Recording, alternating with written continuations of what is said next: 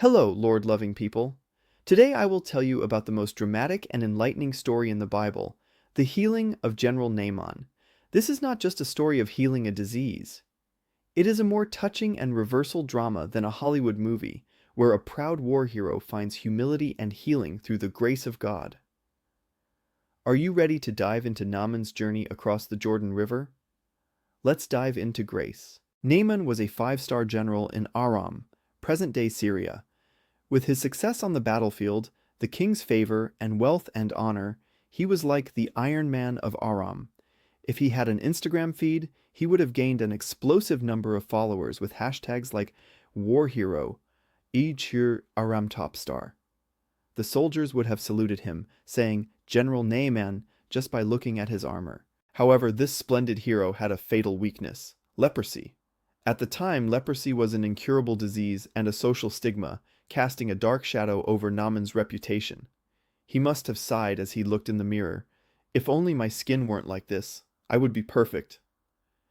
Underneath Naaman's splendid armor, there was a pain he wanted to hide. One day, a young servant girl from Israel whispered to Naaman's wife, "If my master goes to Elisha, the prophet of Israel, he will be cured of his leprosy." This girl was a weak captive, but she was a small spark of faith in God's power. Her words were like a modern-day viral post of hope on Twitter. When Naaman heard this news, he packed his bags and said, "Oh, really? Then I have to go right away." Naaman set off for Israel with the king's letter of recommendation, gold and silver, and a splendid entourage. His mind was filled with expectations. "I'm such a VIP, that prophet will heal me with a splendid ceremony." Naaman must have marched proudly, thinking, "I'll be cured just by my name alone."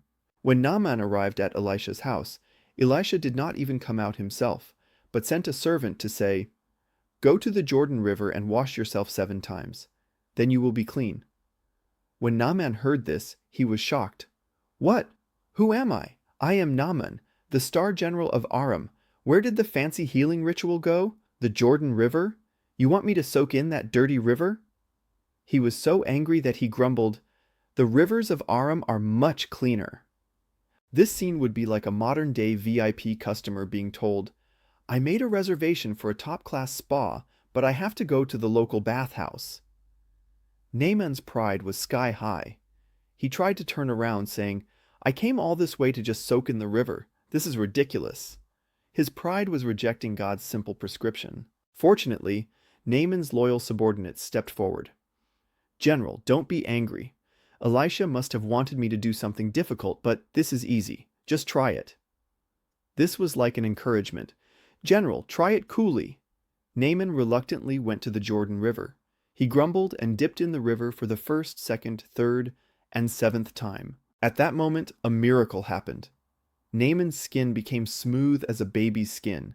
He must have jumped up and down as he came out of the river, looking at his arm, exclaiming, "Wow, is this real? My leprosy is gone."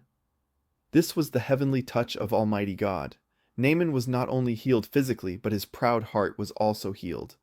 He returned to Elisha and cried out, "Now I know, the God of Israel is the only true God." This was a great turnaround for his soul. Naaman's story is not just a story of healing. It is a powerful message of a life of humble obedience before God. Naaman almost missed God's grace because of his fame and pride, but he was blessed by the faith of a little girl, the advice of his men, and the obedience of the Jordan River.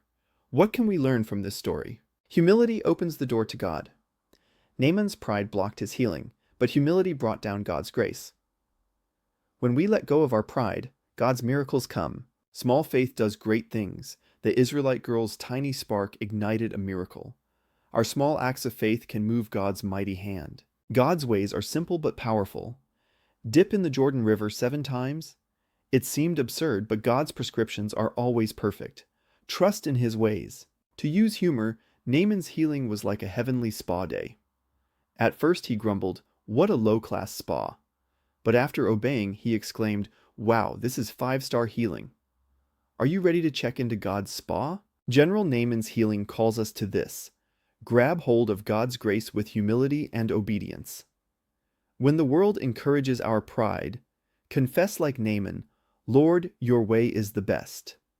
The Almighty God knows our weaknesses, and pours out healing and blessings on the humble. Like Gideon's 300 warriors and Ruth's loyalty, join the Lord's miracle with humility today. The Lord will make you a champion of grace. Let's wrap it up. I pray that this story will ignite a heavenly flame in your faith. Put down your pride and live a life of healing and joy in the Lord. I bless you that this video will bring you one step closer to the Almighty Lord. Don't forget to like, subscribe, and set notifications. See you next time.